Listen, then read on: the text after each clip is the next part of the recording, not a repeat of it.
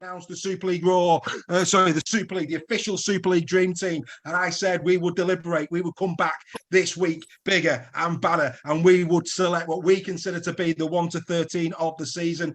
And also, I'm going to also put a caveat in here. We've also selected a bench. So there will be a 17 Dream Team for the Super League Raw, but of course the 1 to 13, the pivotal positions. Right, gentlemen, allow me to walk you through the first couple of positions, and we'll have a little chat and a debate. Okay, so first and foremost, we go to, well, there it is, the Dream Team 2023, and of course, fullback. And I think you'd have to concede, gentlemen, the walk-away two best fullbacks in the comp this season by a country mile have been Jay Field and Jack Welsby. Welsby, of course, getting the official nod. Yes, Duffy's had his moments, I think, for the Warrington Wolves. Briley also for Salford is worthy of a mention in there. But really, these two were a cut above. So for this particular one, sometimes we're going to be comparing 3 players, 2 players, 4 players, whatever. But in this particular category, it's really a shootout between Field and Welsby. And like Greg said on the tries as well,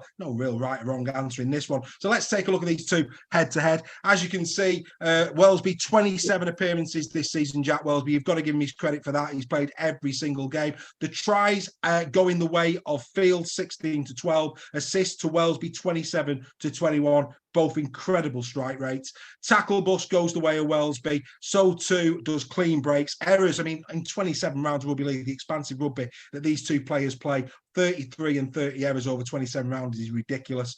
Look at the offloads, 44 to 6 in the favour of Welsby. Welsby's carried the ball more. He's made more meters. However, Field makes more per carry. The question I pose to you boys, first and foremost, say what you will about the two players that are on the screen, and secondly, do you believe that the Dream Team panel, whoever they are, got it right? Greg, I'm going to start with you.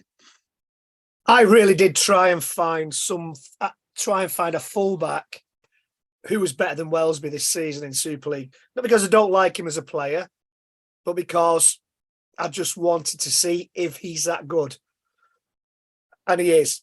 And I agree. he was the best fullback in the competition this season. There's no argument from me. I really did try and find, not out of spite, not because I don't like him as a player, not because he plays for Saints.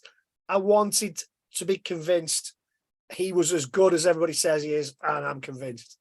Fair play. Yeah, they got that decision right. Yeah, I think you could argue for either two of these players to be in that Dream Team this year. But for me, I think the 6 more games played from Welsby at the level they play at, to play another 6 games has been probably the differentiator, along with the offloads as well, because the space that Welsby's created for the players by doing that, rather than just the individual stuff, which we know Field's fantastic at. And for me, I think Welsby's just been the best fullback in the comp this year, and I completely agree with him in that selection. Fantastic. Well, there's no surprise that the official Super League Raw fullback for 2023, we agree with the Dream Team panel. It is Jack Welsby. Jack Welsby gets our number 1 shirt, but credit must go also to Jay Field on an exceptional season. And who knows, he may laugh the loudest come the end of the campaign. Right, we now go to the wing positions, and of course, controversy, because Abbas Miski was missing from the Dream Team. We said we would get into some detail. Of course, Charnley and Johnston were the ones that were picked by the Dream Team. So let's get into some analysis. Here we go. First and foremost, Abbas Miski has played the least amount of games, which you said last week, Greg, goes in his favour. Less games, more tries. 27, 27, 26. Brilliant from all 3 of them. The hat-tricks, 4 for Miski. Of course, he scored more than 3 in some of those.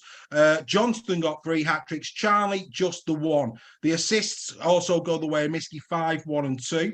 Tackle bus, 121 for Tom Johnston. Outstanding that from him. Clean breaks goes the ways of Charnley, 36. You can see the carries. Charnley does the most work, followed by Johnston, followed by Miski. The meters made, Johnston led that. Charnley second, Miski third. Average meters, incredible numbers there. But then the bottom graphic, and then I'm gonna come to you. The bottom one, games scored in. Miski has scored in 14 games. Johnston 17, Charnley 17. So that's something for you to consider. So this time I'll come to you first, Steph. Did the dream? Well, first of all, comment on the great seasons of the three of these have had, outstanding seasons. And in your opinion, do you think the official dream team got it right? Yeah, so I mean, you can't split them from the tries, which is a winger's job, isn't it? Really, but it's also the job to do the hard carries out of there as well. They've all done a fantastic job on that. I think the biggest one that stands out for me there is the clean breaks. By Charlie. So I think for just for that alone and the impact he had for Lee, I think he deserved his place in the dream team this year. I think he's to come back from where he was at Warrington to do what he's done.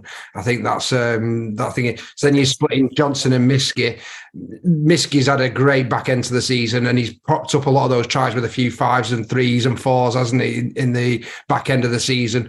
So I think if you're doing it is the team of the season. It's not the team of the end of the season. So I think they got it right in terms of those two. But Miskey has been phenomenal this last thing, and I've no doubt he'll carry that form into this week as well.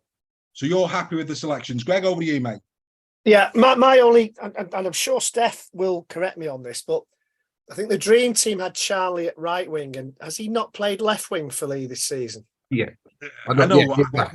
So, and you always say, Dave, I do, mate, but you can't pick them out of position. Well, when it comes to the end of the season, I think in the weekly rounds, yes. Stop moving the goalposts. No, hang on. I'm going to have to put a caveat in here. I think in the weekly rounds, yes. However, okay, we see Bevan French's standoff. We'll get to standoff later in the show. He's played three positions. Are any of us saying that Bevan French should not be in the dream team this year because he's not played the same position all year? Would a dream team of 2023 be right without Bevan French? The answer's got to be no.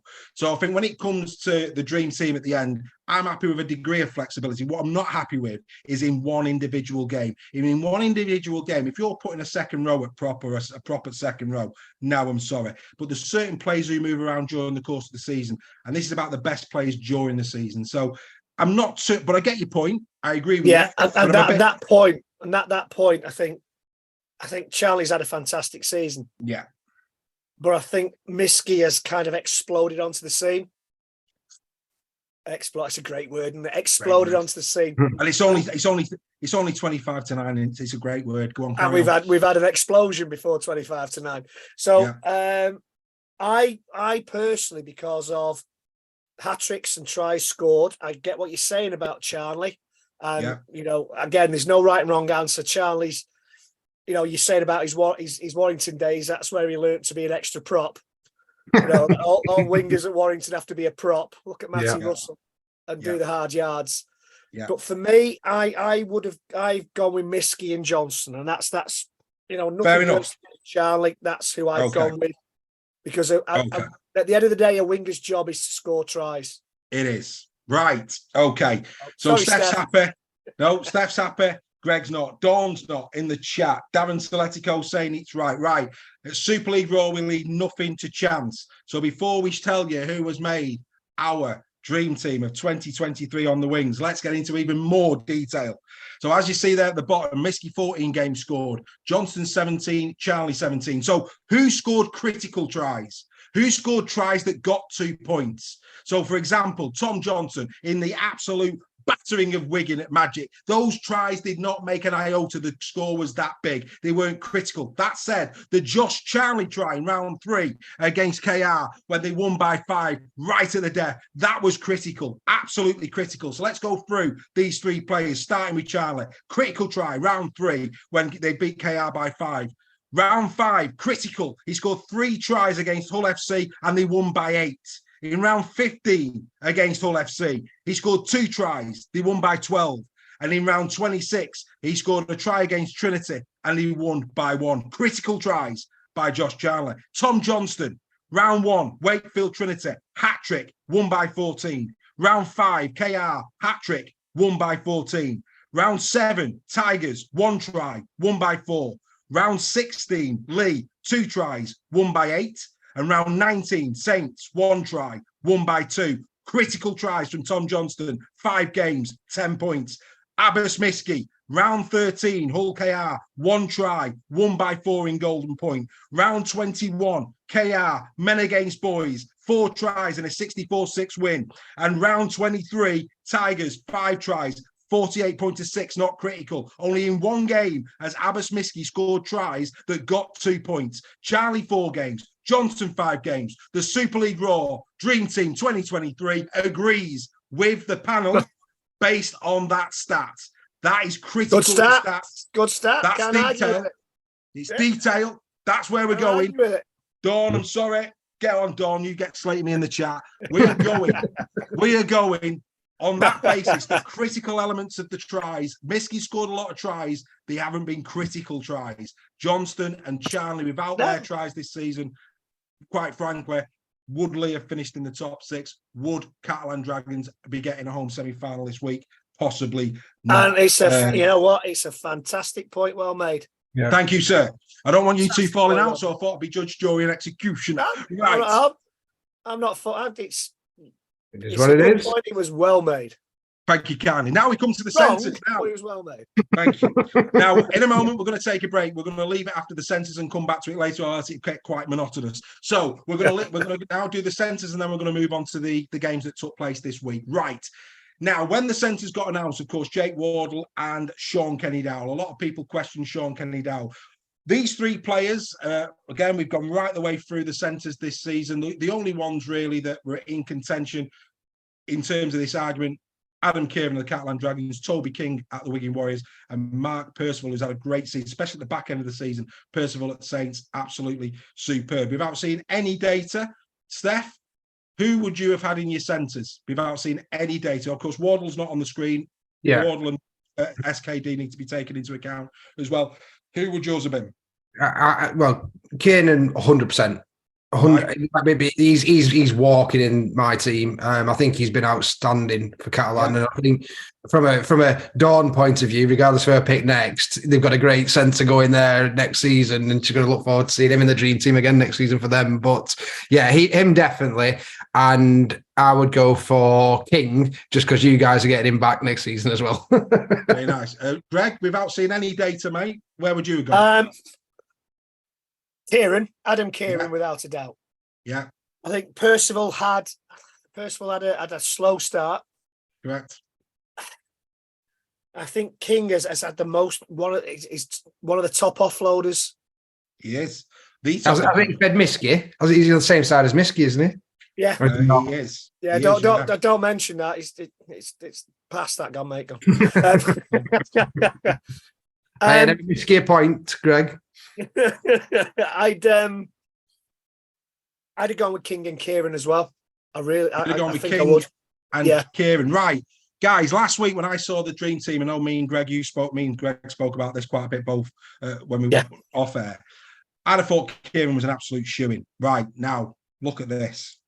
Here we go. Wardle, SKD, Percival, King and Kieran. A lot of information on this graphic, so let's go through it one by one. Appearances, of course, Wardle, King, 26, SKD, 22, Kieran, 24, Percival, 19. Tries, Wardle, 15, head and shoulders better than anyone. Kieran, second with 12, King with 10. Assists, 9 for Wardle, who's in the dream team, only 4 for Sean Kenny-Dowell. Already we're discounting Sean Kenny-Dowell, a nonsense, an absolute nonsense. Percival, only 3, 10 and 10 for Kieran and King. Now it gets interesting. Tackle busts. 91 for SKD, good effort. 92 for Percival, 84 for King, 65 for Kieran, 59 for Wardle. Clean breaks, 21 for Wardle, 10, 10, 8 and 10. Offloads, only 8 for Wardle, 45 for King, the top in Super League. 37 for SKD, good effort. 21 from Percival, only 19 from Kieran. Now we get into tackles. 366 and 362, King and Wardle in a winning team. 258 for Kieran, only 132 for Sean Kenny-Dowell, 223 for Percival. Carries, nobody carried the ball at centre more than Toby King, 385, followed by 321 Sean Kenny-Dowell, 287 Percival, 272 Wardle, the least amount, Adam Kieran. Total meters, King 2,738, then 2,351 SKD, 2,088 Wardle, 1990, Percival, and 1429 Kieran. Now, having seen that, do you think any differently? No, because I think you have to figure in Kieran's goal kicking. But you can't, that's unfair. I get your point. No, it's a little not. unfair. It's a little unfair, but I get your point. I do get your point. It's not unfair because he contributes. He does. He contributes. He does. You know, so Kieran's goal kicking, I'd have him there for that alone. And King, because a centre's job is to put their wingers in. That's basically a centre's job. And with 45 offloads, that's a centre doing his job. Yeah, no, it's a biggie. It's a biggie. That's my opinion anyway. And I'm sure people disagree with it, but I think you can't. Percival, his goal kicking, he's not done a lot this season. I think he was kicking on Saturday. I think I think halfway through it shifted from Makinson to Percival. And to be fair to Percival, his conversion percentage has been really good. Yeah. But Kieran, for me, the reason why Catalan did so well was because of Kieran's goal kicking, and you have to take that into account. So I still stand by Kieran and King. Fair enough.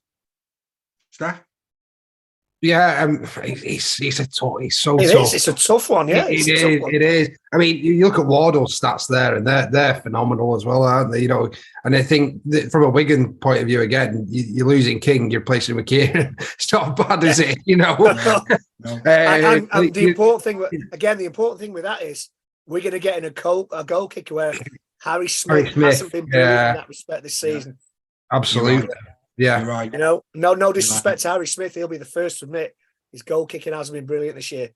Yeah, I'd keep I still would, just off games I've watched and how I've seen them play and the impact on the team overall, I would still go with King and Kieran.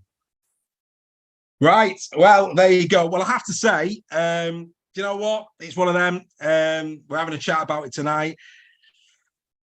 Am I right? Am I wrong? I don't know. But we actually went with both the Wigan lads, Wardle and King. But actually, the more I'm hearing you two talk, maybe Wardle should have missed out. It's one of those where I'm not saying I'm right. I had a look at it and I thought, Wardle, 15 tries, 9 assists, brilliant clean break stats, great meters. But then, as Greg says, you think of Kieran. I mean, I was thinking Kieran all day long, and then when I put that together, I thought, actually, am I going with Kieran just because for whatever reason he's in my head and I like what he's about, or is he truly the right man for it? But as I've heard you two talk, maybe I've got that wrong.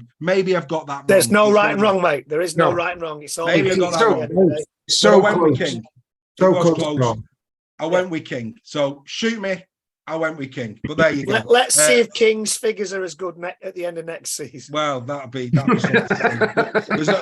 There's no doubt about it. There's no doubt about it. Toby King has been exceptional, as has Kieran, as has Wardle. But Sean, I think what we all agree with, how on earth Sean Kenny-Dowell got the number 4 jersey, none of us will ever know. We come back to the dream team and the standoff position. Of course, we know Bevan French was given the honour in the official dream team. The other 3 that I felt was worth talking about, look down the list in terms of, players who have played standoff. As we know, George Williams and Bevan French sharing the Goldthorpe medal this season. We always talk about Johnny Lomax and Mikey Lewis. Standoff this season has had a great season as well for the OKR. So not that I'm saying that Bevan French wasn't right. I thought if we're going to compare and contrast, these were the 3 players to put up against Bevan French. So let me walk you through it, gentlemen. Bevan French played the full 27 games, as did Johnny Lomax, 22 for Williams, 25 for Lewis, 17 tries, head and shoulders there. Top try score for French, 30 assists, head and shoulders again. Tackle bust, 126, head and shoulders again. Clean breaks, 21, leads that again. Offloads, 14. Williams, 37, leading that one. Tackles, 250, the most. Johnny Lomax, 499 tackles in the season, and Mikey Lewis, 347. Carries, as you can see, Williams, 487, Lomax, 504, the leader there, less for Bevan French. Total meters, that's Williams, 2993, followed by French. But actually, in any other year, Williams, Lewis, Lomax could easily have been the standoff of the season. Bevan French had to be in the dream team. He played 13 of the 27 rounds at standoff, only 13. So if they were going to put him anywhere, this was where they were going to put him. Is it right? Is it wrong? I don't know. I just stand by the point. A dream team without Bevan French in 2023 would not have been a dream team. So personally speaking, I see no problem with it. but I think Williams, Lomax, and Lewis to a degree, great seasons. Greg, your thoughts on standoff? Well, personally, if I'm going to go by the playing players out of position, I'd have gone for Lomax. If we're sticking to that kind of criteria, but you're right. How can you leave French out? You can. How can you leave French out? I think French is probably a little bit like Stefan Ratchford about 2 or 3 years ago, where he's a victim of his own versatility. And he can play wing, full back, standoff. He can probably play scrum half. He can probably play loose forward or hooker. You know, he's that good. If we're doing it by actual positions, I'd have gone for Lomax. But I can't disagree with French being in the dream team. But the way I rationalise this, I'll bring you in a minute, Steph. The way I rationalised this was the fact that we argued that it was between Field and Wellesby at fullback. Yeah. Field started the season at standoff. So actually, if they were good enough in their own position, it wouldn't matter. Yeah. Wellesby's played fullback. So and he's battered Field. You know, he's fully deserved, well, not battered, but he's fully deserved his place at number one. And it's the same here. You know, Williams, Lewis, Lomax have had great seasons, but French, you know, not really. He's not. I mean, you could argue it this way: is it his natural position? It looks natural. Does it look natural? It does. But I mean, we've always considered him a fullback or a winger.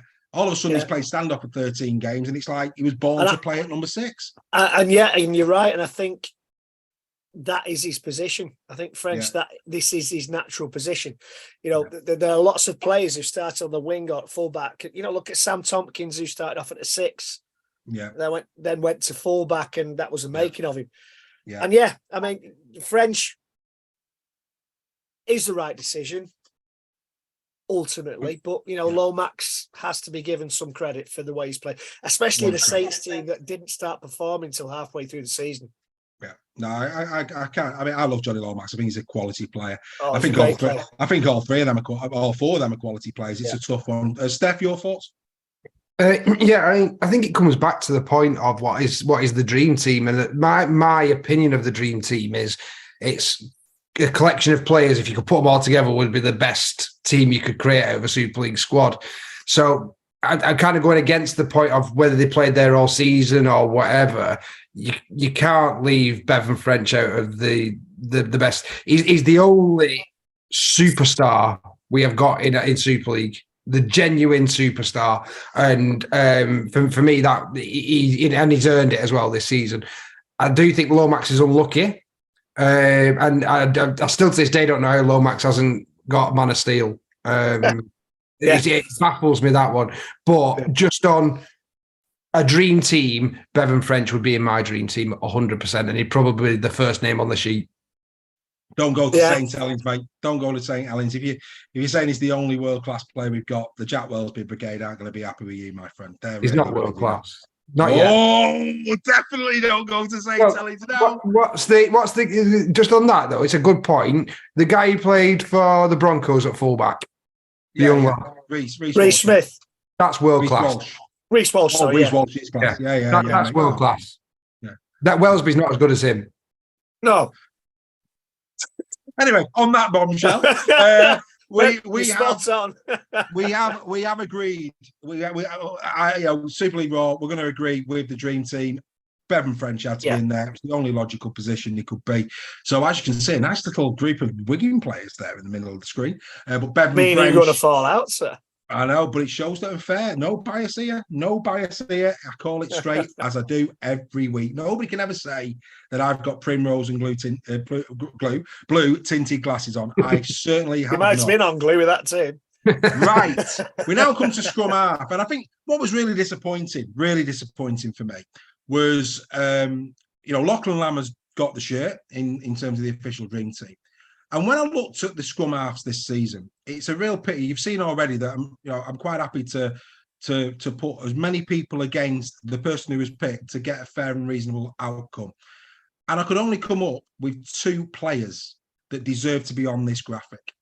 And that was really disappointing. Mitchell Pearce has been in and out of form. His best game came against you, Steph, by a country mile against Leeds this year, without doubt.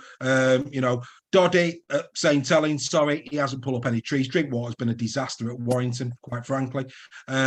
Schneider and Abdul have shared the load at Hull KR, so they haven't done enough games to even be considered for the position for Team of the Year this year because they just haven't played enough games. It's as simple as that. Leeds have been a calamity. We don't really need to. I mean, Mark Sneed, possibly, but actually, when you looked at Sneed, yes, goal kicking, but apart from that, can't live with these three. So really disappointing that the number 7 jersey, we can only look at 2 players alongside Lachlan Lamb, which was a real shame. But anyway, when we do, this is what we get.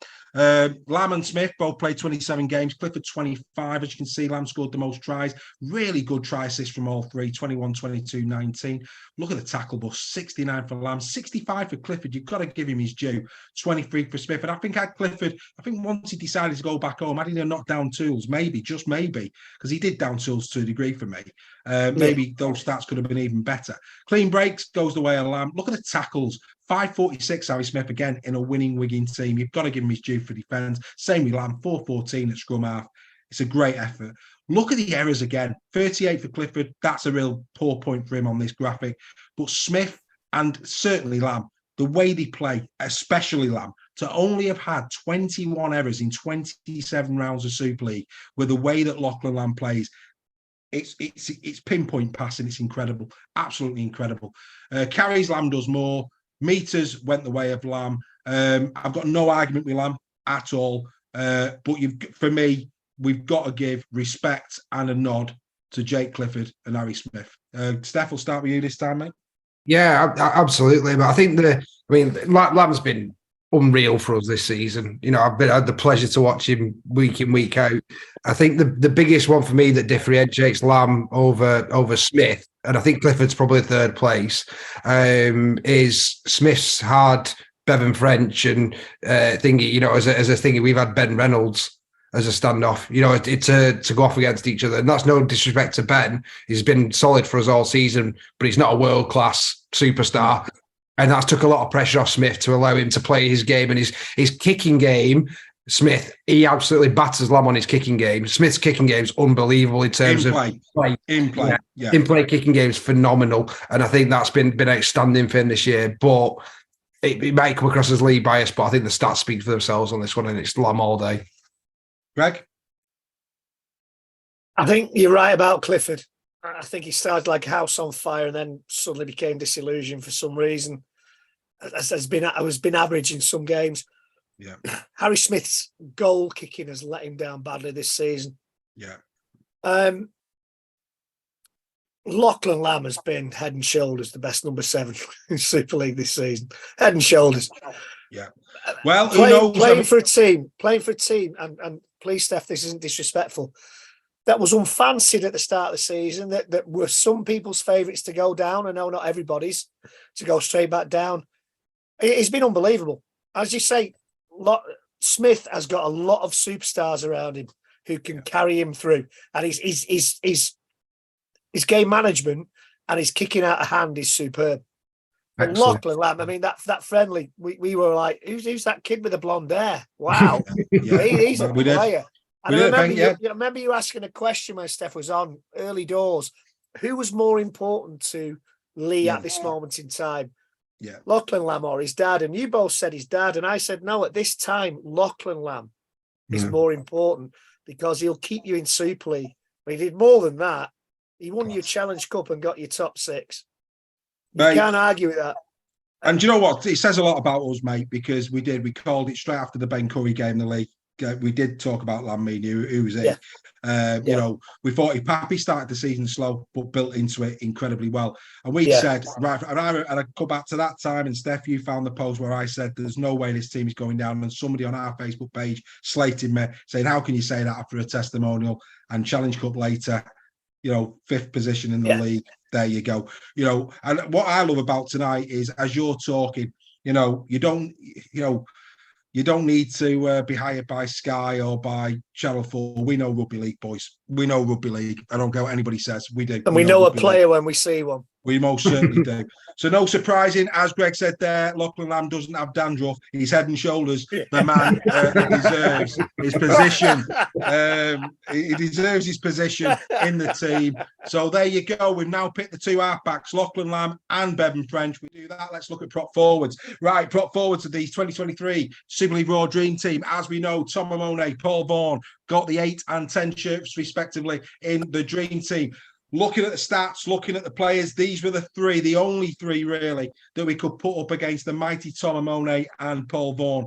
Robbie Mulhern, an exceptional year at the Rhinos. Chris Satay at Hull FC, who has also played incredibly well. And Julien Busquet of the Catalan Dragons. Let me walk you through these guys. So, as you can see, there you go. 26 appearances for Busquet, Mulhern and Satay. Vaughan just the 25. Amon, 27 tries. 6 for Amon, 6 for Vaughan, 4 and 4 for Mulhern and Satay, 3 only for Busquet. The assists, 3 for Amon, none for Varney, 1 for each of the others. Now it gets interesting. Tackle bus, 115 for the season for Chris Satay. Outstanding effort that.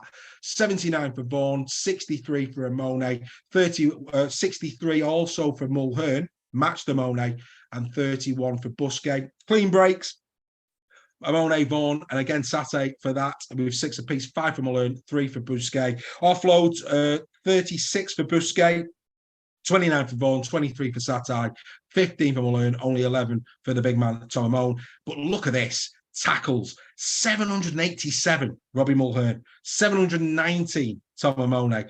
Then we've got 662, 659, and 511, Busquet. Again, Busquet looks the odd man out here, but that's exceptional numbers. In any other season, that's exceptional numbers for a prop forward. Carries, nobody carried the ball more than Amone. Then it was Vaughan. Then, of course, it goes down again to Robbie Mulhern, Busquet, and then Satay. But look at the meters. 3,467 as a prop forward.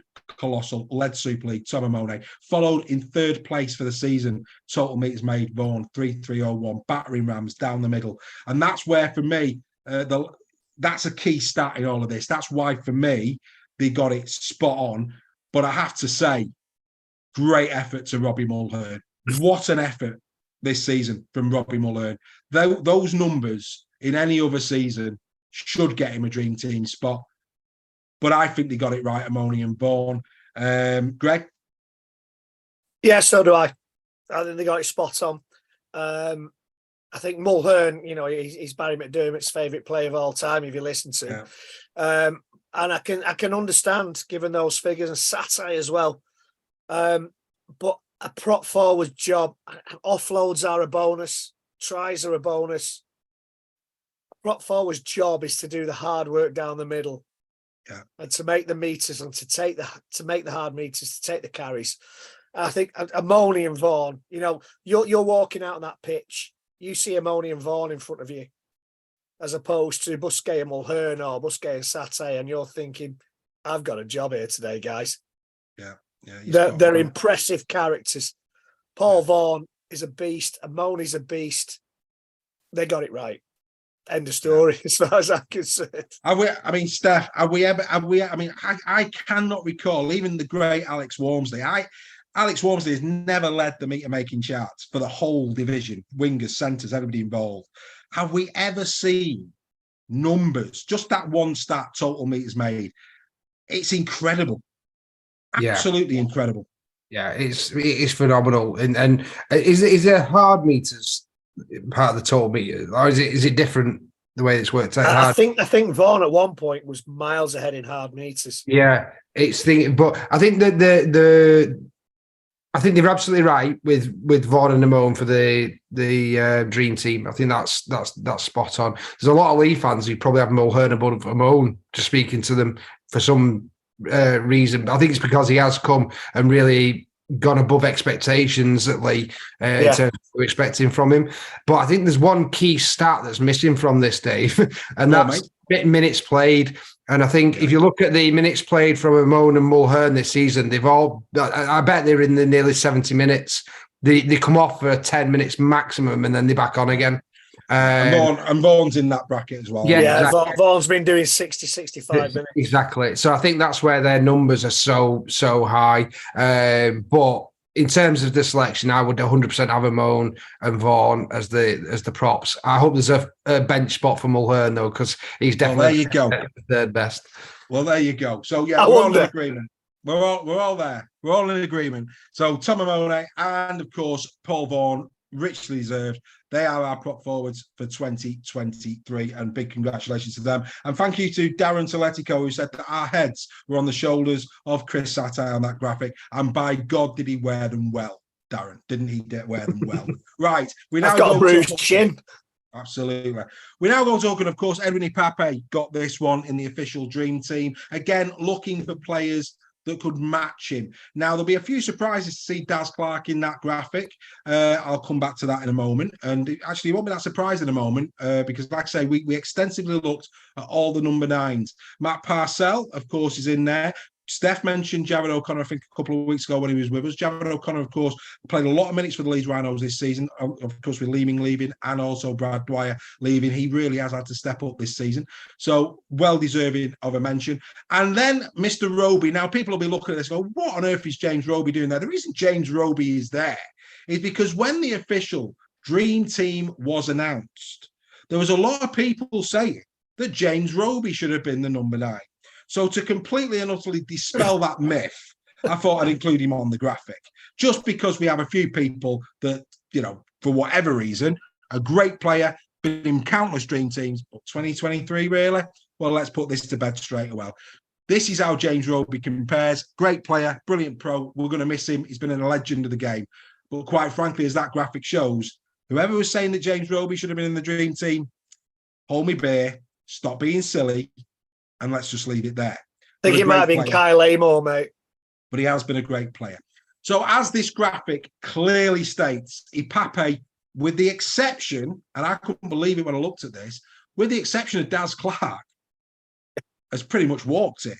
But Daz Clark has given, I couldn't believe it, a pretty decent run for his money. Both have played 24 appearances. Ipape 8 tries, Clarkey 4, 5 assists to 7. So that's 11 tries and 13 tries, respectively. They've had an immediate hand in there. Tackle bust 91 for Ipape. And only Daz Clark compares with 73. The rest of them a mile away. Clean breaks 16. Now, we know Ipape does a lot of minutes. I mean, you were talking about Mulhern and you were talking about Vaughan. Clark has been doing 50-50 with Walker, but he still managed to do 10 clean breaks over the course of the season. Again, the rest a million miles behind Ipape there. Offloads, Daz Clark, 20 to 12 in Clark's favour. Tackles, 626 plays 607. Jared O'Connor in a beaten Leeds team. Great effort that. 992 tackles, putting his hand up, doing his job well. And Roby as well deserves a lot of credit. 664 tackles. Roby's always been up there with tackles. Yeah, outstanding. Defense is superb. Dummy runs, at least Roby, not his game anymore, but, you know, as expected, not many people dummy run more than Matt Parcell. But good numbers, you know, the other 3 well over 100 there. Carries, as you can see, Ipape, Clark and Parcell doing similar numbers, but Ipape making more meters, 1,800 to 1,600 in Daz Clark and 1,653. So Parcell and Clark, absolute. O'Connor, you know, not really anywhere near, but well deserving of a place on that graphic. I think O'Connor, for me, in a beaten side this season. Fair play to Jared O'Connor. I doubted, was he Super League standard? What, you know, but actually, yeah, I think he is. Do I think he's a championship winning hooker? No, but fair play to him. I think he's had a good season. But yeah, as that graphic proved, Roby absolutely not. Go and take a walk, people. Ipape absolutely outstanding. And I've hoped he'd have had a bit more competition when you look at the quality of the 9s in the comp. But quite frankly, Ipape has been superb. Steph, as is your man, I'll let you go in first. Yeah, and I think just on the O'Connor one, I mean, I did shout him out a couple of weeks ago, and I think he has been solid for Leeds. But do you want your hooker making 300 more tackles than any other hooker in the thing? You know, I think that paints a picture, you know, in terms of Leeds this season. If he's not doing that much work in defence, what could he do in attack? So I think he's got potential to do more in a better Leeds side. But yeah, Ipape hasn't been as good as I thought he'd be, if I'm being honest with you. I thought he was going to come and set Super League on fire, and he's been brilliant. He's been great for us. I thought he was going to be better than what he was, but I think there's more to come from him next year. But I think it's one of those where I think all the hookers have been pretty average. It's not been like we've had someone go and go, oh, they've been absolutely amazing kind of thing. It's been a pretty average season for hookers. So I think Ipape's been a bit lucky in that respect, but he has played very well for us. Spot on. Greg? I think Ipape started slowly. Yeah. But towards the end of the season, he was superb.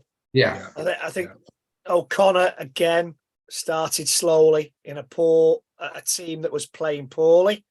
Yeah. I think the thing that's held Clark back, he's been playing loose forward a lot of the time. Yeah, that's a good point.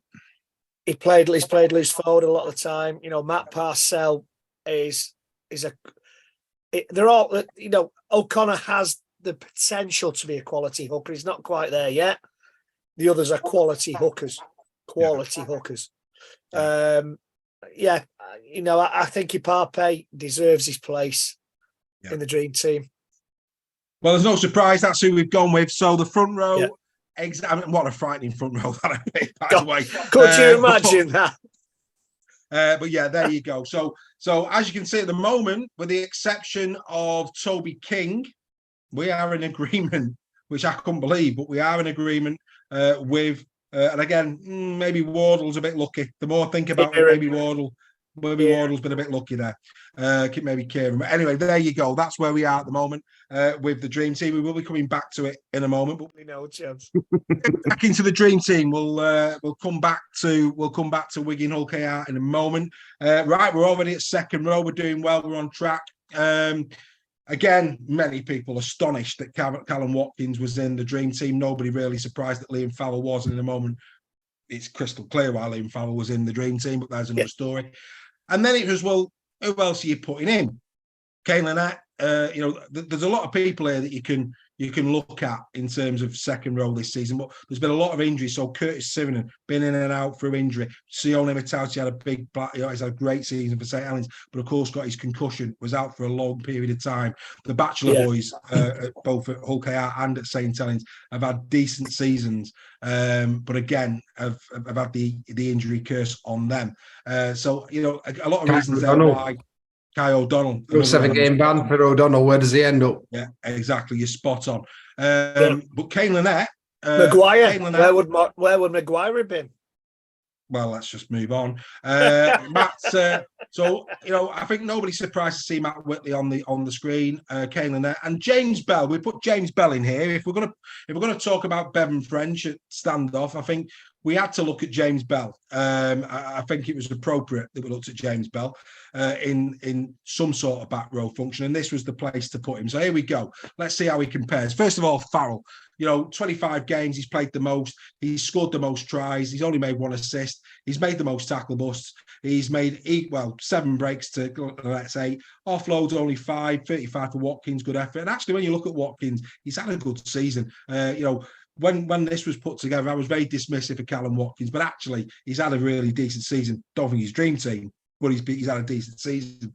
Carries, as you can see, Liam Farrell and James Bell top there. Meter makers, Bell and Farrell in there as well. And that's why James Bell's been put into this as a consideration. 25 games, 3 tries, 3 assists, 45 tackle busts. Only Watkins and Whitley, comparable with Watkins and Whitley, should I say, not a million miles off. Clean breaks thereabouts. Offload 16, tackles 692 in a winning team. Good effort again there. Nobody's carried the ball more than James Bell. Lynette doing what Kane Lynette does. So they were our considerations for the second row position. I think we'd all agree. Liam Farrell, spot on. Can't be argued for me. Liam Farrell just doesn't appear to be getting any older. I mean, don't get me wrong, he's going to be fine when he retires because they're going to make Adam's Family 5. He's fine. He's no problems at all. He's geared up for that. He's fine. But Farrell, what a player. What a player. And I think I saw it in a column, and I think you guys will agree with this. People who question Farrell, the numbers speak for themselves. We've got to put the onus on the other second rows. Somebody's got to knock him off his perch. Doesn't matter about his age, how long he's been around. Those numbers, his influence as well on that Wigan Warriors side, incredible. absolutely incredible. So Yeah. Farrell and absolute. Boys, discuss the other four. Greg, I'll start with you, mate. I think again, I'm surprised. It amazes me that Farrell's never won Man of Steel. Has he not? He's not won Man of Steel, has he? No. He's been the most consistent second rower Since Benny Westwood.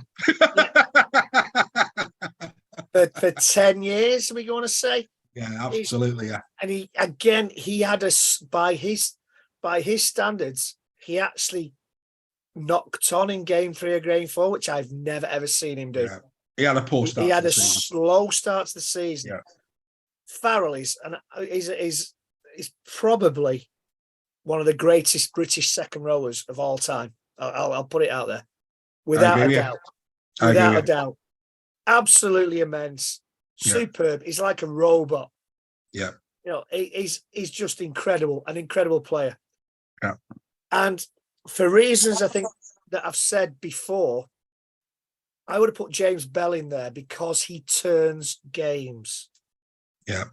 So my second row would have been Farrell and Bell, because as we saw on Saturday, unfortunately for Warrington, he came on and he changed the game.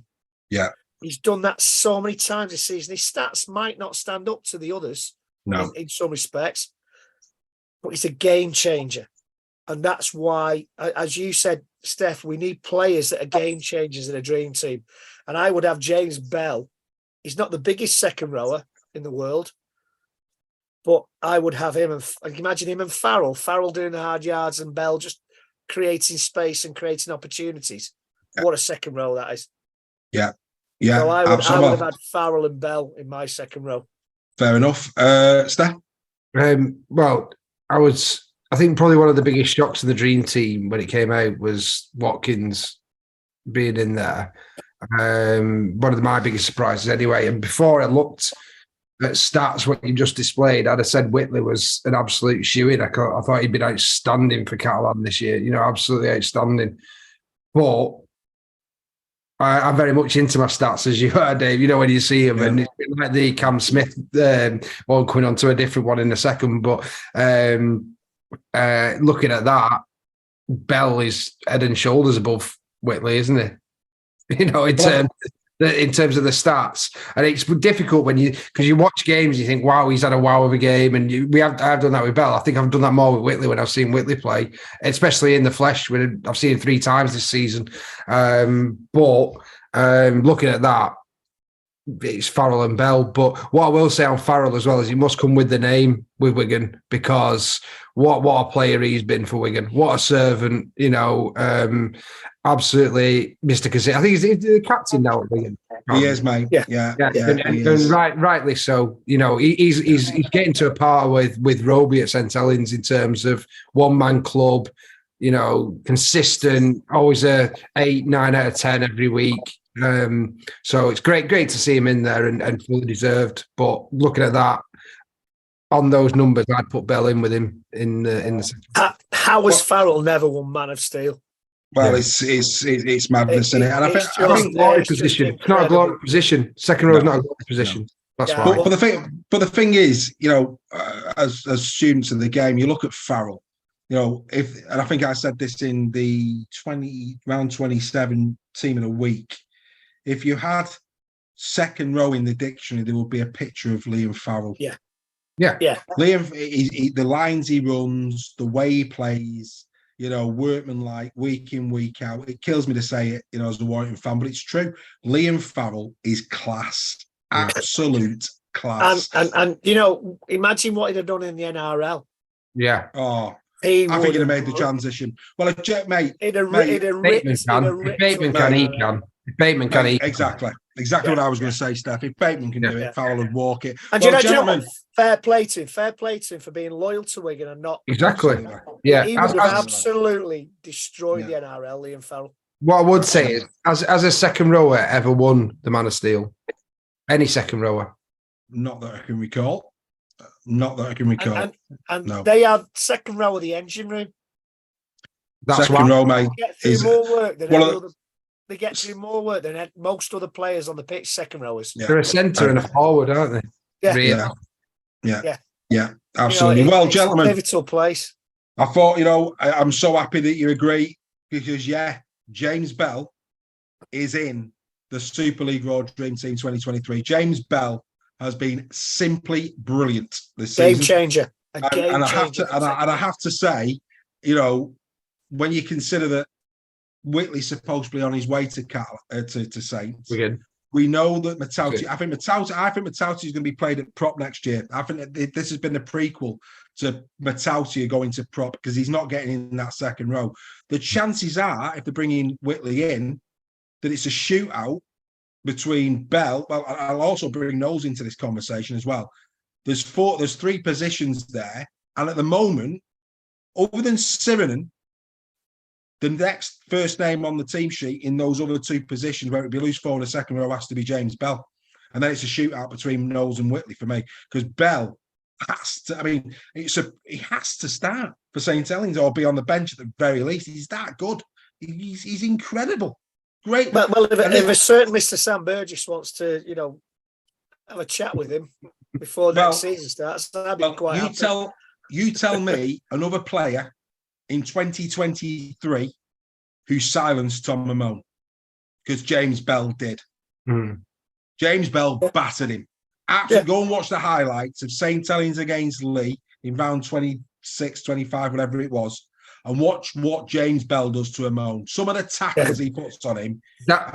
In that game, Graciata's tackling skill, didn't he? That was why.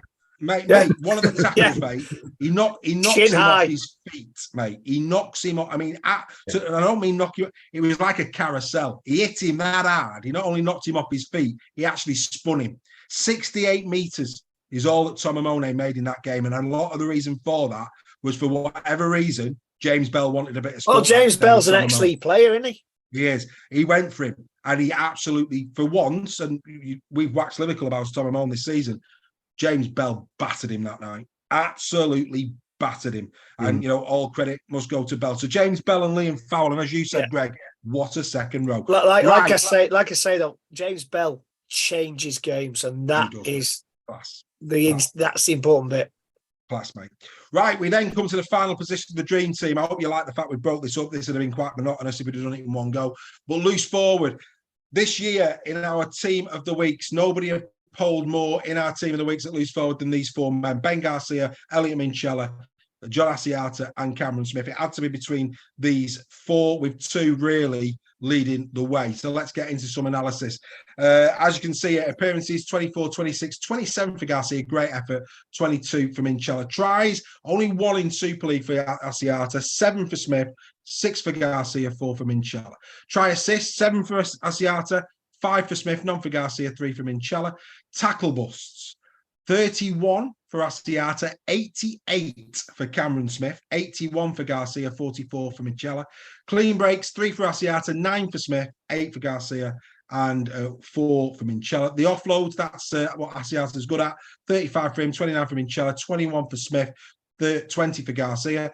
Tackles, 996 and it's a poor start if you're having to tackle that hard. But to look at the way when you see his tackle busts, his tries, and all the rest, to do 996 tackles as well. Bless me. Incredible. No problem. 863 for Garcia, 741 for Asiata, 649 for Minchella. Carries, nobody carries it more than Asiata. He likes his hands on the ball, we know, closely followed by Cam Smith. And then, of course, the total meters, Cam Smith taking that. Clearly, Garcia and Minchella not in the same ballpark as Asiata and Smith.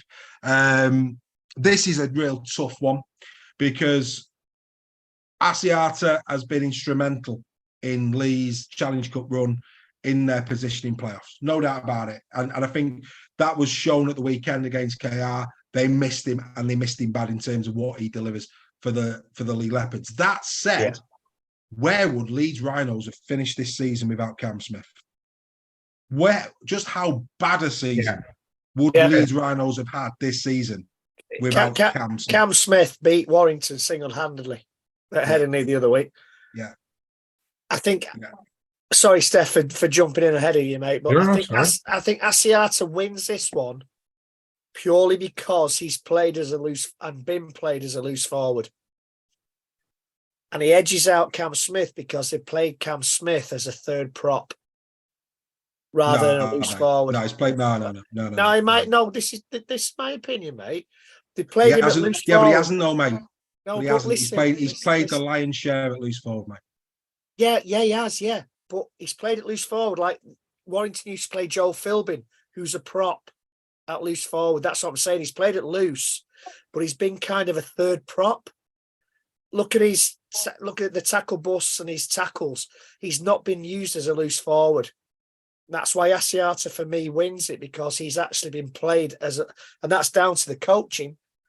He's played as a loose forward and he's been creative and he's made the runs, whereas Cameron Smith has been more of a third prop on the pitch.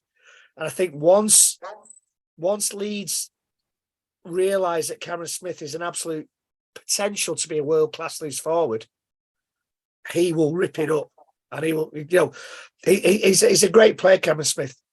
So I'm not saying he's a prop.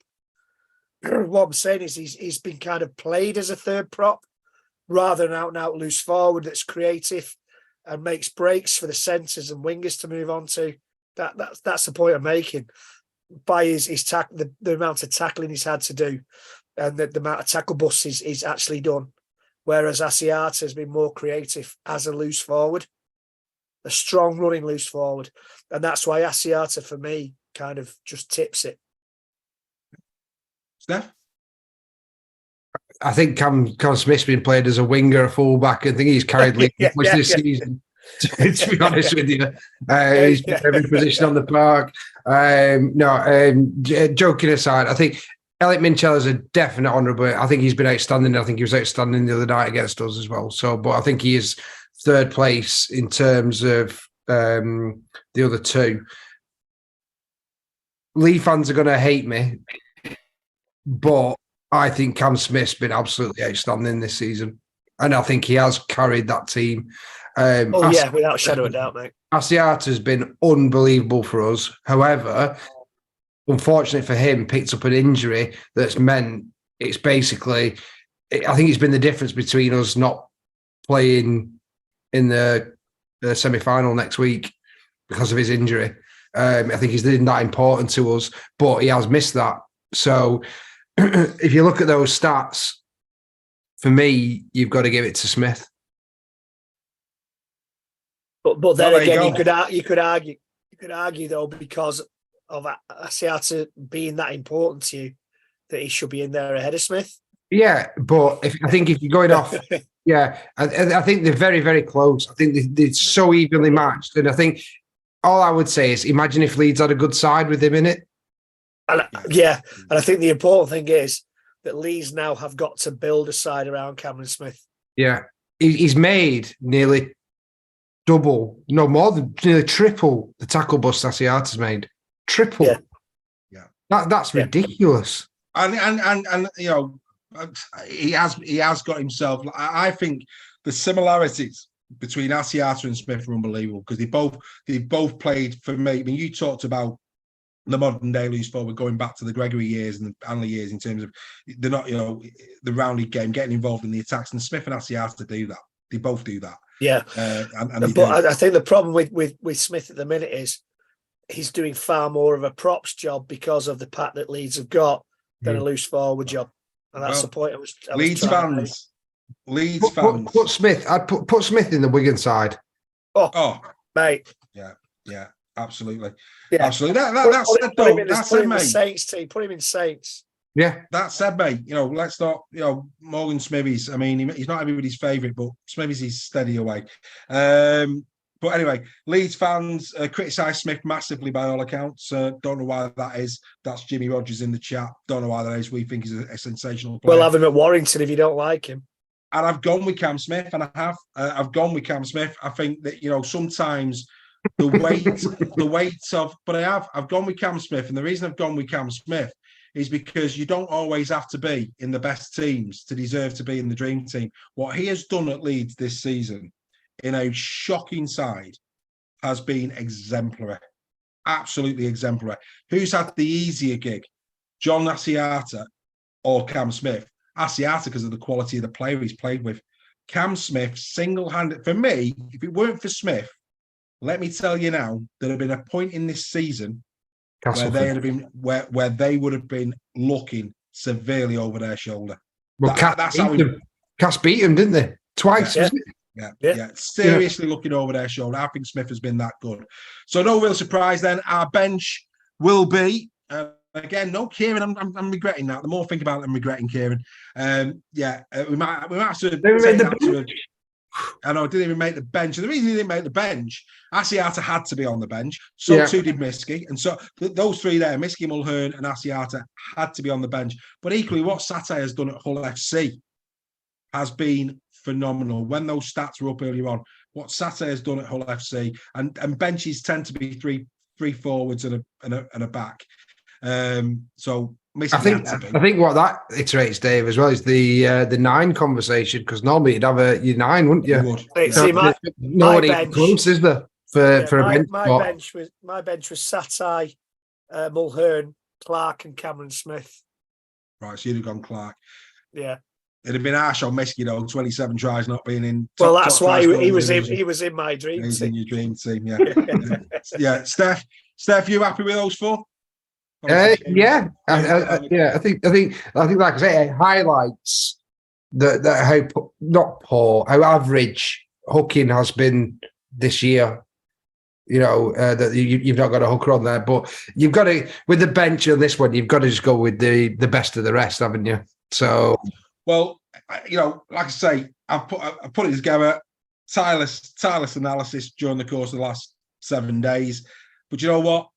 If I've got it wrong, I've got it wrong. So here's one for the people watching. Should Adam Kieran replace Wardle in the dream team? If you say so, we will post Kieran instead of Wardle in the dream team. So do you want Adam Kieran in your Super League Raw dream team? It's the only one that's up for debate. Should Adam Kieran partner Toby King at centre? That is your decision. Yes Here's or no in the chat. Yes. Yes, that's your decision. Get in the chat. Just put the words Kieran if you want Kieran, or Wardle if you want Wardle. Try not to be biased. As you can see, I'm not biased. No, only Vaughan in there. You know, that just tells you what you need to know. Right. We hope you've enjoyed Game of the Week. Don't forget to subscribe to our YouTube channel and join the Super League Raw Fans Forum on Facebook, the only place that you can see live Super League Raw weekly every Tuesday night at 8 p.m. And of course, all of our videos are uploaded onto our YouTube channel. Super League Raw Weekly, Game of the Week, Team of the Week, Tries of the Week, and of course, in the sheds. Thanks very much for joining us. We'll see you next week for the final Game of the Week of the regular season. Enjoy your rugby league this weekend. We certainly will. Bye for now, everybody.